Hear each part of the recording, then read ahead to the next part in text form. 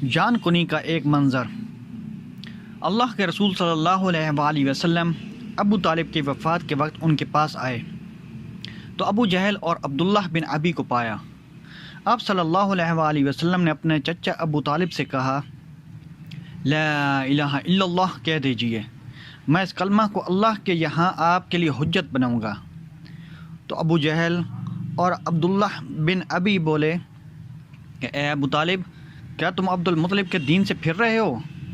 بارہا اللہ کے رسول صلی اللہ علیہ وآلہ وسلم ابو طالب پر اس کلمہ کو پیش کرتے رہے اور وہ لوگ اپنی بات دہراتے رہے، یہاں تک کہ آخر میں ابو طالب نے ان لوگوں سے کہا کہ وہ عبد المطلب کے دین پر ہے اور لا الہ الا اللہ کہنے سے انکار کر دیا۔ تو اللہ کے رسول صلی اللہ علیہ وآلہ وسلم نے فرمایا، اللہ کی قسم، میں اس وقت تک آپ کے لیے مغفرت کی دعائیں کرتا رہوں گا جب تک کہ روک نہ دیا جاؤں، جس پر یہ آیت نازل ہوئی، ما کان للنبی والذین آمنوا ان یستغفروا للمشرکین۔ پیغمبر اور دوسرے مسلمانوں کے لیے جائز نہیں کہ وہ مشرکین کے لیے مغفرت کی دعائیں مانگیں۔ نیز یہ بھی اس سلسلہ میں نازل ہوئیں، انک لا تہدی من احببت ولکن اللہ یہدی من یشاء وہو عالم بالمہتدین۔ آپ جسے چاہیں ہدایت نہیں دے سکتے، بلکہ اللہ تعالیٰ ہی جسے چاہتا ہے ہدایت دیتا ہے، ہدایت والوں سے وہی خوب آگاہ ہے۔ یہ واقعہ اس بات کا ثبوت ہے کہ دوست و احباب کی صحبت کا بڑا اثر ہوتا ہے، کیونکہ ایک دوست اپنے دوست کو گمراہ کرتا رہتا ہے یہاں تک کہ اسے جہنم میں پہنچا دیتا ہے۔ اللہ اپنی پناہ میں رکھے۔ صحیحین میں سہل بن سعد سے روایت ہے کہ نبی صلی اللہ علیہ وآلہ وسلم اور مشرکین میں لڑائی ہوئی، اور آپ صلی اللہ علیہ وآلہ وسلم کے ساتھیوں میں سے ایک شخص ایسا تھا جو ہر کمزور اور طاقتور کو اپنی تلوار کی ضرب سے موت کی نیند سلا دیتا تھا۔ پس لوگوں نے کہا کہ ہم میں سے کسی نے وہ کام نہیں کیا جو فلاں نے کیا۔ تو اللہ کے رسول صلی اللہ علیہ وآلہ وسلم نے کہا کہ وہ جہنمی ہے۔ ان لوگوں میں سے ایک شخص نے عرض کیا کہ میں اس کا دوست ہوں، پھر اس کے پیچھے لگ گیا۔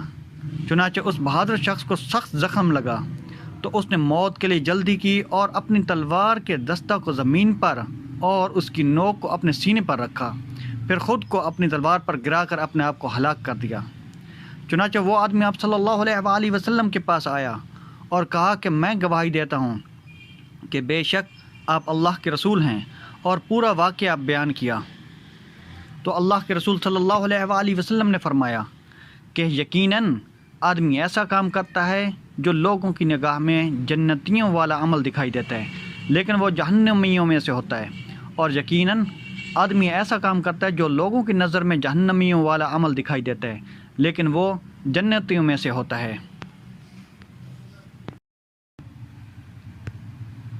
اور امام بخاری نے ایک روایت میں یہ زیادہ کیا ہے، انما الاعمال بالخواتیم، یعنی اعمال کا دار و مدار خاتمہ پر ہے۔ یہ واقعہ نفس اور اس کی گردش سے بچے رہنے، نیز خواہشات نفس اور اس کی طرف مائل ہونے سے خبردار کرتا ہے، اور یہ کہ آدمی اپنے نیت کی اصلاح پر توجہ دے۔ حضرت انس بن مالک رضی اللہ تعالی عنہ سے روایت ہے کہ ایک یہودی لڑکا نبی صلی اللہ علیہ وآلہ وسلم کی خدمت کرتا تھا۔ جب وہ بیمار ہوا تو نبی صلی اللہ علیہ وآلہ وسلم اس بچے کی عیادت کرنے کے لیے آئے اور سر کے قریب بیٹھے، اسلام کو اس پر پیش کیا اور کہا، اسلم، اسلام قبول کر لو۔ بچے نے اپنے والد کی طرف دیکھا جو اس کے قریب ہی تھے، تو باپ نے اپنے بیٹے سے کہا کہ عبدالقاسم کی بات مان لو، پس اسلام قبول کر لیا۔